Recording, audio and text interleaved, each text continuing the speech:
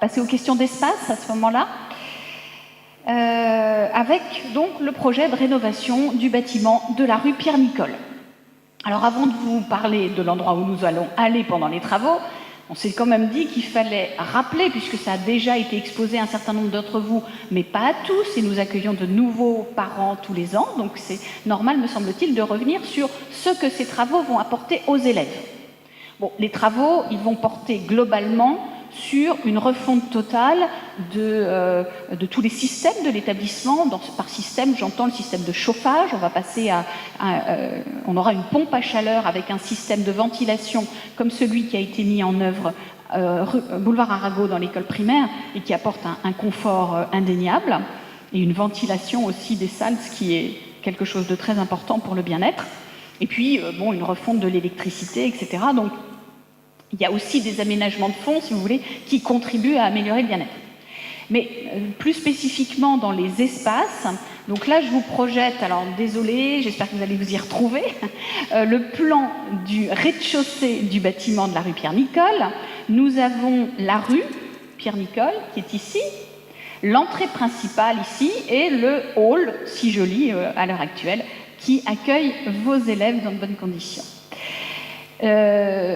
Bien sûr, ces travaux sont aussi le moment de nous mettre en règle avec la loi, c'est-à-dire avec les obligations d'accessibilité aux personnes à mobilité réduite. Donc ce hall, il va être repensé, refait, de façon à être accessible. Là, il y aura une rampe d'accès et l'accueil va se trouver ici, ce qui va être aussi beaucoup plus, d'une part, plus accueillant justement pour les élèves qui arrivent, et ça donnera de bien meilleures conditions de travail aux personnes qui sont chargées justement de l'accueil. Alors concrètement, on ne va pas voir tout ce qui va être mis en œuvre dans le cadre de ces travaux, mais pour vos enfants, on aura déjà un progrès notable, puisque la vie scolaire, qui est si importante dans leur vie quotidienne et qui se situe aujourd'hui au 2e étage, donc c'est quand même pas très très pratique, arrivera au rez-de-chaussée et sera donc tout près justement des entrées, des sorties, avec, c'est une place stratégique, et tout près aussi de la cantine. Hein, ici, on a l'escalier qui permet de descendre vers le réfectoire, hein, on ressort ensuite par là. Et donc, il est très important qu'effectivement la vie scolaire soit au cœur de cet espace de vie dynamique de nos petits, ou plus grands d'ailleurs, de temps en temps.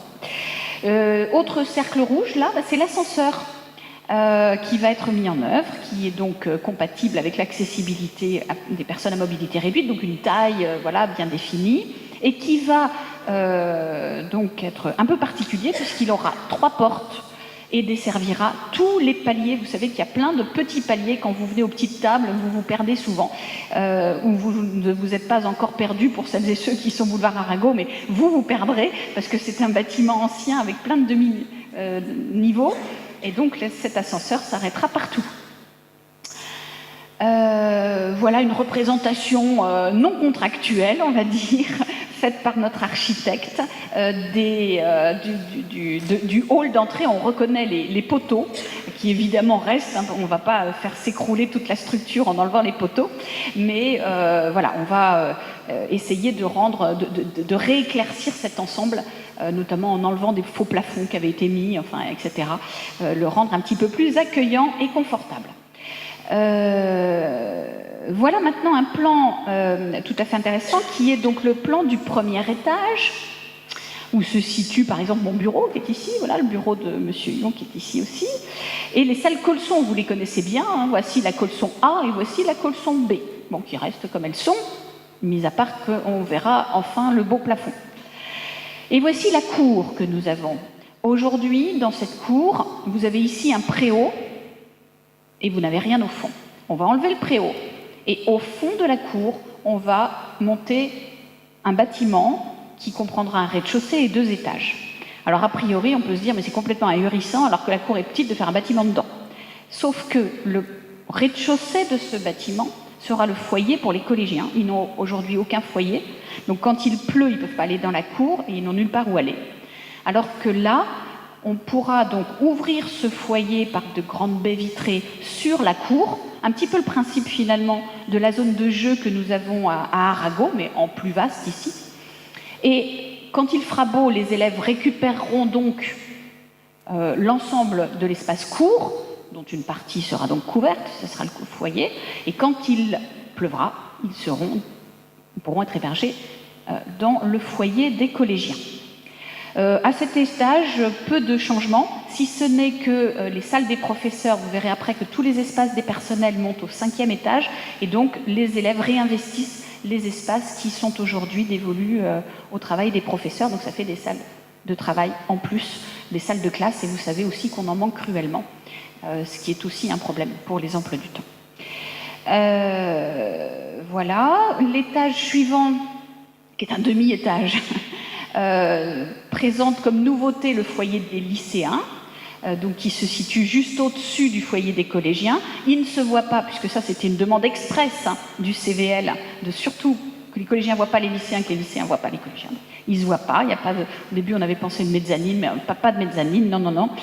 Et voilà le bâtiment vu de la cour, c'est-à-dire qu'en gros cet élève-là, vous voyez, il est sur la petite estrade qui est juste devant la salle Colson, pour celles et ceux qui visualisent. Normalement, vous visualisez tous, parce que comme la fête de l'école a lieu à Pierre-Nicole, ce sont des espaces que vous avez fréquentés.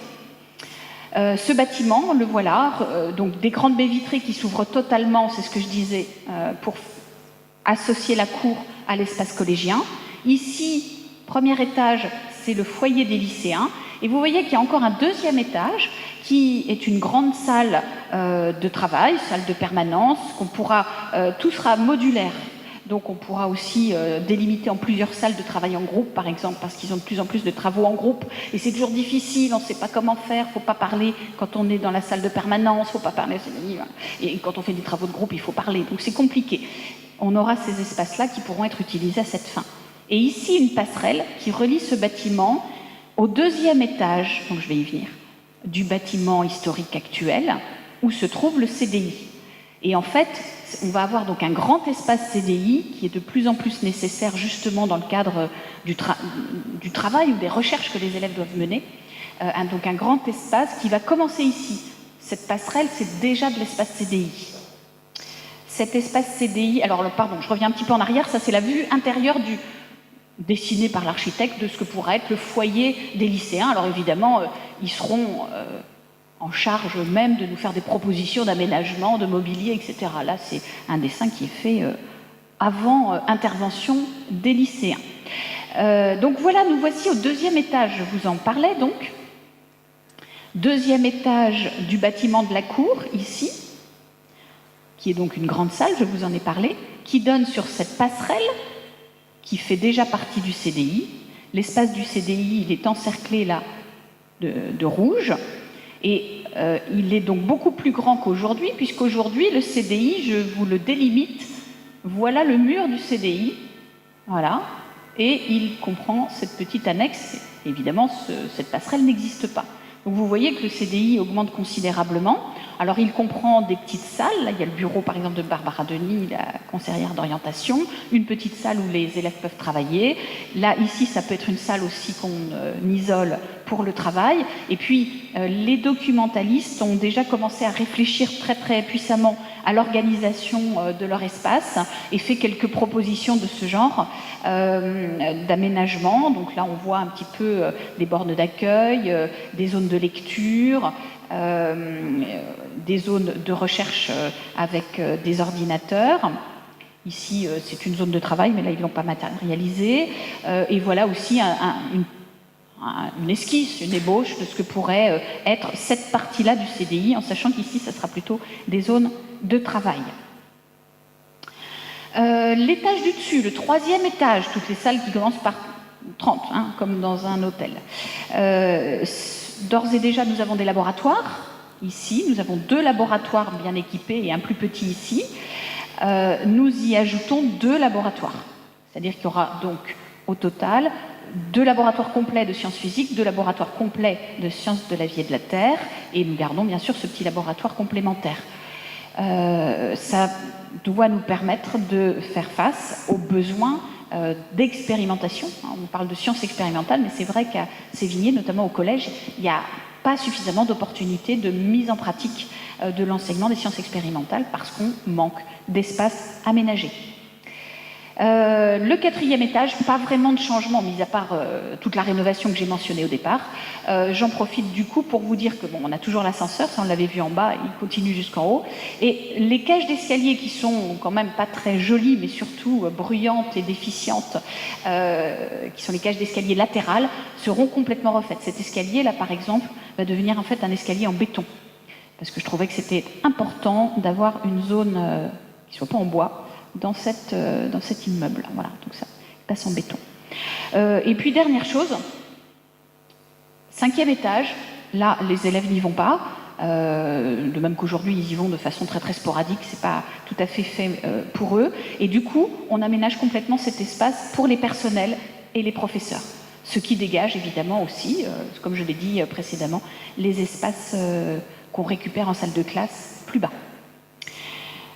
Voilà, sur cet aspect du chantier rue Pierre-Nicole, avant qu'on aborde la question du déménagement pendant le chantier, est-ce que vous avez des questions?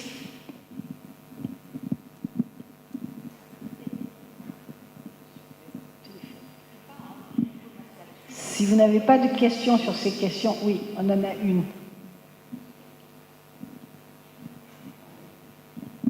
Oui, bonsoir. J'ai une simple question, c'est est-ce qu'on gagne des salles? Oui, on en gagne avec le jeu de la modularité. Alors on en gagne de mémoire 1,5 déjà en soi, et comme en plus les grandes salles qui se finissent par 8, je ne sais pas si vous avez en tête le plan de Sévigné, c'est-à-dire je remonte un petit peu, je vais vous les montrer. Pardon. Voilà. Ici, ce sont de très grandes salles avec énormément de place perdue. Pour l'instant, ce n'est qu'une salle. On pourra garder l'espace grande salle quand de temps en temps on en a besoin, mais elles seront divisibles. Donc là, on gagne mécaniquement une salle par étage, en plus de ce que j'avais dit précédemment.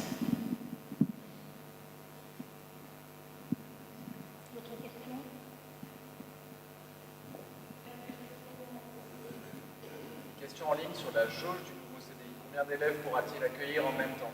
100.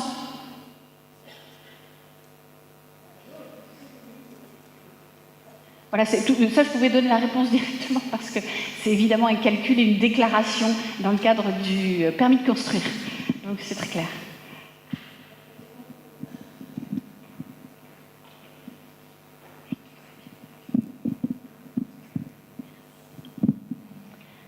Combien de temps vont durer les travaux, a priori?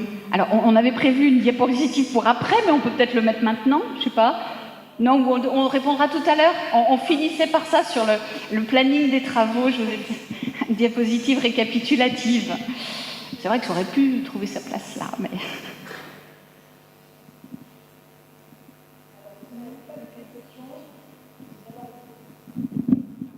Si vous n'avez pas plus de questions... Si, il y en a une, voilà. Pardon.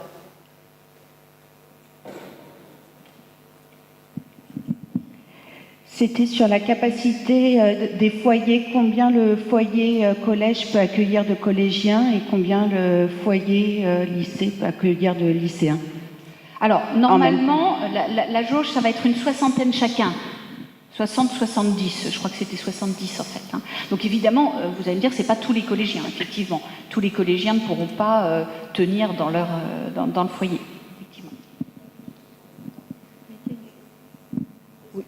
Oui. Avec la cour réduite, quand même, ça peut accueillir tous les collégiens. Excusez-moi. Tous les collégiens en même temps, je ne sais pas, au moment de la récré. Mais actuellement, tous n'arrivent pas à tenir dans la cour. Et comme on n'agrandit pas, on peut pas, on pousse pas les murs, quoi. Donc effectivement, il y a toujours des élèves qui vont au CDI, qui vont dans les autres espaces. Et comme du coup, ces autres espaces deviennent plus conviviaux et plus grands, au total, ils auront quand même plus d'espace pour eux. En fait, là où on gagne de l'espace au total, c'est bien sûr ce bâtiment dans la cour, puisque du coup, on empile quand même la surface.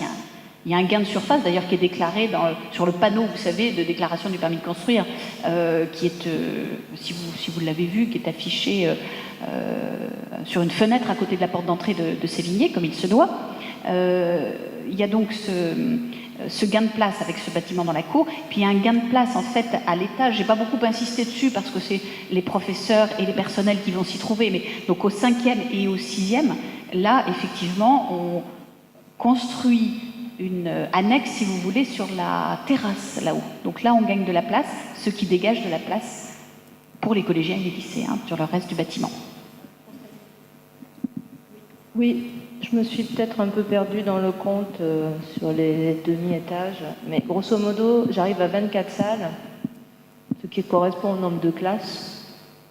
Donc on est un peu limite, surtout qu'à partir de la première, il y a maintenant des enseignements de spécialité qui travaillent en groupe, donc ça va être compliqué. Et un corollaire, c'est quid de la permanence, qui est quand même aussi un point assez critique en ce moment, avec des problèmes pour accueillir les élèves lors des absences des professeurs. Bon, voilà.